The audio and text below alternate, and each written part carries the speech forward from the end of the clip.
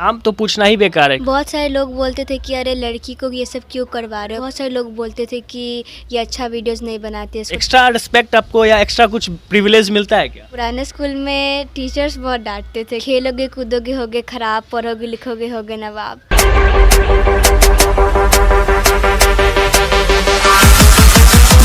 नमस्कार, मैं हूं शुभांकर शिवम और आप देख रहे हैं सीधे आप तक।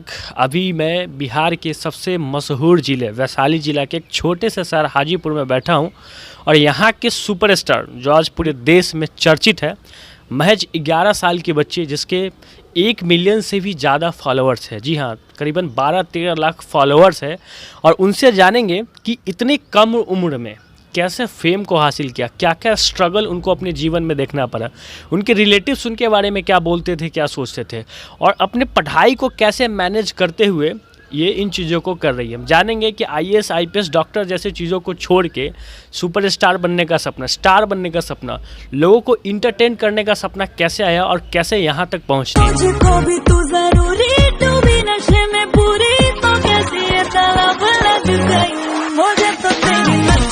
सबसे पहले स्वागत करते हैं आपका, कैसे हैं आप? अच्छी हूँ। नाम तो पूछना ही बेकार है क्योंकि शायद ही कोई व्यक्ति होगा जो इनको आज नहीं जानता होगा। कब स्टार्ट किया? 9 महीने पहले जब मैं 8 साल की थी तब। 8 साल की उम्र में मैं टिकटॉक पे वीडियो बनाती थी और 9 महीने पहले से अब मैं मौज पे बनाती हूँ। तो टिकटॉक पे कितने आपके फॉलोअर्स थे? 8 लाख। तो जब बंद हो गया होगा तो काफ़ी नुकसान झेलना होगा। मेहनत पानी में चला गया था। पूरा मेहनत पानी में चला गया। हाँ, मौज पे कब से स्टार्ट किया? 9 महीने पहले से। 9 महीना पहले से। और महज 9 महीने में 1 मिलियन से ज़्यादा फॉलोअर्स। आप देख सकते हैं कि कई बार जो छोटे यूट्यूबर्स या कई बार जो नए नए लोग आते हैं, व्यू नहीं जा रहा है, उसकी वजह से वो बेचैन हो जाते हैं। यहाँ पे 8 लाख फॉलोअर्स होने के बावजूद वो ऐप बंद हो गया और उसके बाद नए ऐप पे काम करना और महज 9 महीने में 11-12 लाख की फॉलोअर्स को अचीव करना कोई आम बात नहीं है। तो मैं आपसे ये जानना चाहता हूँ कि जब आपने स्टार्ट किया था तो आप कैसे, मतलब आपके रिलेटिव्स या फिर आपके जो आसपास के लोग, आपके फैमिली आपके बारे में क्या सोचते थे? बहुत सारे लोग बोलते थे कि अरे लड़की को ये सब क्यों करवा रहे हो, पढ़ाओ लिखाओ, लड़की डांस क्यों करेगी। तो मेरे पेरेंट्स बोलते थे क्यों, ये सब काम सिर्फ बॉयज़ थोड़ी कर सकते, गर्ल्स भी कर सकती है। तो मेरे पेरेंट्स बहुत सपोर्ट किए मुझे। तो आसपास जैसे एज यूजुअल सबको झेलना पड़ता है, आपको भी झेलना पड़ा? हाँ, बहुत सारे। तो इसमें सबसे ज़्यादा आपके सपोर्टिव कौन रहे? सबसे ज़्यादा सपोर्टेड मेरे ब्रदर, सिस्टर, कज़न्स और मेरे पेरेंट्स थे। तो कब आपको फेम मिला? जब आप टिकटॉक पे थी तो कितने महीने के बाद और कितने वीडियोस बनाने के बाद लोग आपको पहचानने लगे थे और आपके एटलीस्ट 1 लाख फॉलोअर्स आपको आ गए थे? कोई लाइक नहीं करता था मेरा वीडियोस और मैं पहले ग्रुपिंग में बनाती थी पापा के शॉप पे।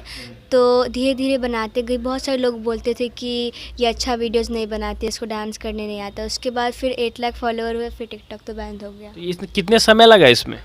आई थिंक 1-2 साल लगा था। 2 साल लग गए? 2 साल कंटिन्यूसली आप बनाते रह गए? हाँ। तो इसके बीच में पढ़ाई को कैसे मैनेज करती थी? आप अभी किस क्लास में हैं? अभी मैं 6 में हूँ। स्कूल जाती हैं? हाँ, अभी समर वेकेशंस है। समर वेकेशन से तो अभी काम जोर शोर से चल रहा होगा। जैसे चलता है वैसे ही चलता है। एक दिन में कितने वीडियोस बनाते हैं? एक दिन में 5-10।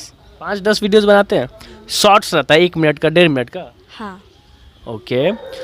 तो जब आप मतलब 2 साल आपको लग गया स्ट्रगल करने में, तो 2 साल में एक ख्याल नहीं आया कि यार क्या कर रहे हैं? खुद से भी कभी कभी आता है कि क्या कर रहे हैं, कुछ हो नहीं रहा है, लोग देख नहीं रहे हैं तो छोड़ देते हैं? मेरी मम्मा बोलती है have patience, everything will work nicely. वाकई काम किया? हाँ। ओके। तो जब टिकटॉक पे थे तो उससे कुछ पैसा वैसा आता था? कुछ नहीं आता था। टिकटॉक से कुछ नहीं आता था? मौज से? पेमेंट आता है। मौज से आता है? तो क्या उसका क्राइटेरिया क्या है मौज से पेमेंट आने का? 3000, 4000 या 15,000 ऐसे आता है और हर मंथ आता है। तो मतलब एक होगा ना कि हाँ इतना व्यू या इतना लाइक, इतने सब्सक्राइबर या फॉलोअर्स हो जाएंगे तब आपका स्टार्ट होता है? नहीं, जब मेरे 1 लाख फॉलोअर हुए थे तो मौज से 1 साल का एग्रीमेंट हुआ है मेरा।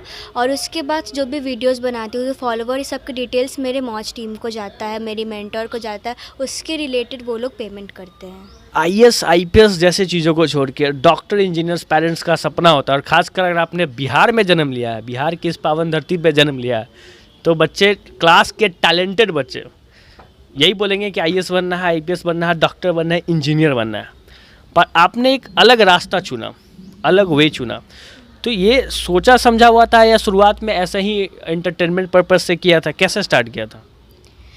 पहले स्कूल में हम लोग को टीचर्स पूछती थी कि किसको क्या बनना है, सब डॉक्टर, इंजीनियर, टीचर, इंजीनियर, सब यही सब बोलते थे। मेरा डिफरेंट रहता था कि मुझे ना डांसर बनना है। Everyone used to look at me कि ये क्या बोल रही है, तो मुझे थोड़ा सा ऑकवर्ड लगता था। और मैंने स्टार्टिंग एंटरटेनमेंट पर्पस से किया था। टीवी देख के मैं कॉपी कर लेती थी, मम्मा ने पापा को बताया, फिर डांस से किया और उसके बाद टिकटॉक पे आई, फिर मौज पे। तो सब डॉक्टर, इंजीनियर ही चूज़ करते, मैं जिसमें बेस्ट हूँ मैं उसे चूज़ की। मैं यहाँ और लोगों को भी संदेश देना चाहता हूँ कि मुझे लगता है कि बिहार इतना पीछे रह गया क्योंकि बिहार के टैलेंटेड बच्चे आईएएस आईपीएस बनना चाहते हैं। अगर बिहार के टैलेंटेड बच्चे बिजनेस करना चाहते हो, एंटरप्रेन्योर बनना चाहते हैं, तो बिहार आज बहुत आगे होता। ये भी कोई यूएसए लंदन से कम नहीं होता। तो आप केवल पब्लिक सर्वेंट बनने का ना सोचें, आप ऐसा काम करें जिससे लोगों को एम्प्लॉयमेंट मिलता हो। ये बड़ी अच्छी बात कही आप। तो मैं यहाँ से एक चीज़ और आपसे जानना चाहूँगा प्राची, कि क्लास में कैसा रहता था जब आप, चूँकि जब आपको फेम मिल गया हो तो क्लास वाले भी सब आपको पहचानते होंगे, तो क्लास में क्या एक जैसे जो वर्चुअल दुनिया में यानी कि लोगों को या और लोगों को लगता है यार क्लास में गए एक अलग ही स्वैग है, ठीक है, तो ऐसा कुछ एक्स्ट्रा रिस्पेक्ट आपको या एक्स्ट्रा कुछ प्रिविलेज मिलता है क्या? न्यू स्कूल में बहुत मिलता है। पुराने स्कूल में टीचर्स बहुत डांटते थे कि ये क्यों बना रही हो वीडियोस। अच्छा, टीचर्स डांटते थे, मतलब कि वीडियोस क्यों बना रही इस वजह से? कोई भी एनुअल फंक्शन होता था तो मेरी इंचार्ज मैम ये सब बोलती थी कि मतलब मुझे ही देख के बोलती थी कि that some of the kids make TikTok videos. तो मुझे बहुत बुरा लगता था उस टाइम, और एक दो दिन तबीयत ख़राब हो गया था और उससे पहले मैं इंडिपेंडेंस डे का वीडियो शूट की थी। तो उनको लगा कि तबीयत ख़राब है, मैं स्कूल नहीं आई लेकिन वीडियो शूट किया, उसके लिए बहुत डांटी मुझे, लेकिन उनसे एक बार भी रीज़न नहीं पूछी मुझसे। ये यहाँ का परिवेश ही है, ये उस मैम का भी ज़्यादा कसूर नहीं है, क्योंकि यहाँ पे पेरेंट्स या और लोग भी, एक कल्चर ही है कि अगर आप पढ़ाई से हट के कुछ भी करते हैं तो आपको झेलना पड़ेगा, सुनना पड़ेगा। और यही कारण है कि बिहार के छात्र, बिहार के बच्चे, बिहार के नौजवान भटके हुए हैं। बेरोजगारी में संख्या इनकी सबसे ज़्यादा है, प्रदूषण में इनकी संख्या सबसे आगे है, अव्वल नंबर पे है हम लोग प्रदूषण फैलाने में। आगे क्या करने का इरादा है आपका? आगे मुझे 10 मिलियन फॉलोअर्स रीच करना है और उसके बाद कुछ बड़ा करना है। कुछ बड़ा क्या? जैसे जस्ट लाइक मूवीज़ में काम करना, बॉलीवुड, हॉलीवुड। Very good. अच्छा, ये बताइए कि आपको बॉलीवुड जाना है, हॉलीवुड जाना है, ये बताइए मौज पे आप काम कर रहे हैं, यूट्यूब पे भी ऑप्शन है वीडियोस बनाने का, यूट्यूब भी अच्छा पे करता है, फेसबुक भी शायद मोनेटाइज होता है, तो यूट्यूब फेसबुक पे आप नहीं है और मौज पे ही हैं? मुझे मौज बहुत पसंद है और मैं यूट्यूब पे थी, मेरा चैनल हैक हो गया था। क्या मौज कोई एग्रीमेंट कराता है क्या?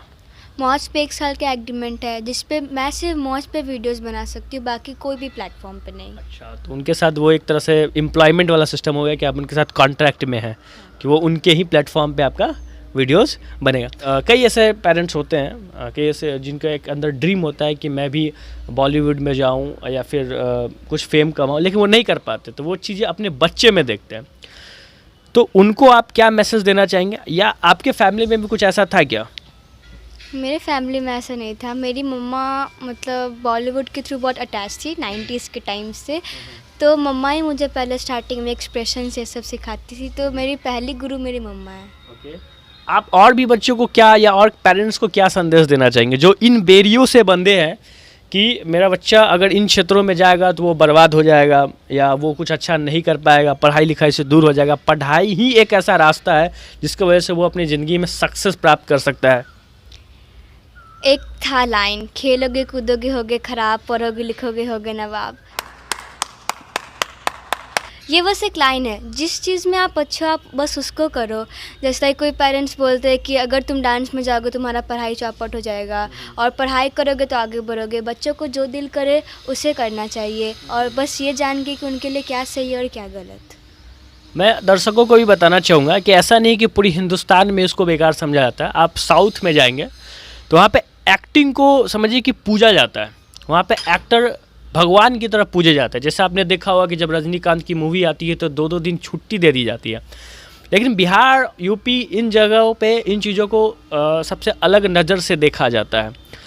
तो ऐसा नहीं है, अगर स्कूल भी कंट्रीब्यूशन यहाँ पे नहीं देता है, स्कूल भी आपका जो कंट्रीब्यूशन रहेगा वो रहेगा कि पढ़ो लिखो केवल, टीचर्स भी आपको मोटिवेट करेंगे पढ़ लिख के नौकरी करो, ये कंसेप्शन है, ये एक परसेप्शन लोगों के दिमाग में बैठा हुआ है। लेकिन इससे देश तरक्की नहीं कर सकता है। देश तभी तरक्की कर सकता है जब हर छात्र में जो उनके अंदर क्वालिटी है, हर छात्र में, हर नौजवान में अपनी अपनी खूबी होती है, और स्कूल का भी कंट्रीब्यूशन होना चाहिए कि उन खूबी को बाहर निकाले और बाहर निकाल के उनमें और उनको बिल्डअप करने का काम करें, जिससे कि वो उस क्षेत्र में तरक्की पा सके। तो बिहार में भी स्कूलों का कंट्रीब्यूशन, बड़े बड़े स्कूल्स है, बिल्डिंग्स है, बसेस है, लेकिन सबका कंट्रीब्यूशन इसी तरफ है। आप देखेंगे कि खेल के क्लासेस को स्टडी में बदल दिया जाता है, एक्स्ट्रा क्लासेस में बदल दिया जाता है, तो कहाँ से स्पोर्ट्स मेडल आएगा।